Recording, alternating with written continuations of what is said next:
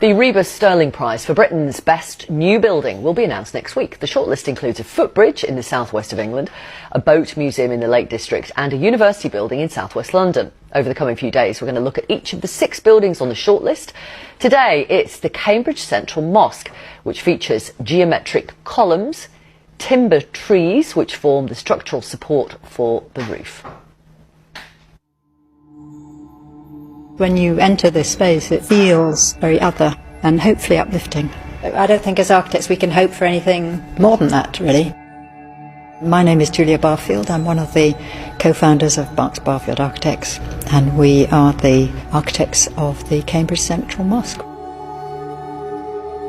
We hadn't designed a mosque before, so of course we did a lot of research to find out about mosque design throughout the world, and what we discovered was that historically and globally, mosques generally took on the character of the place that they were in and the time they were in. So what should a British mosque of the 20th century be like?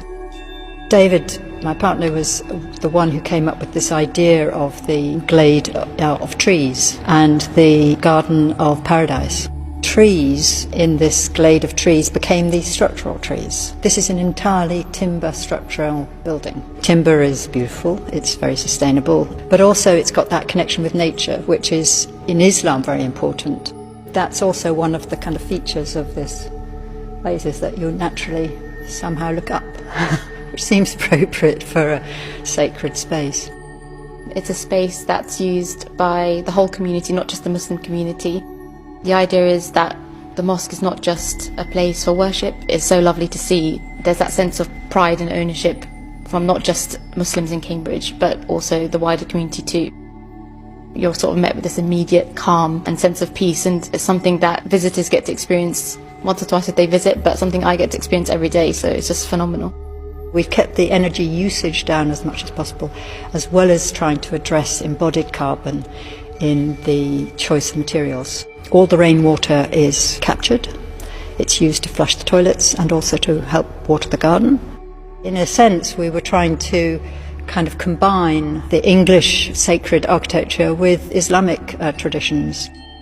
We wanted to construct something that was a symbol of hope, that this difference is not just about problems of integration, but is about the inherent interest of bringing together different narratives, different civilizations, different ethnicities, languages, cultural communities. It's a kind of celebration of the very central contribution that Islam brings to the rainbow diversity that is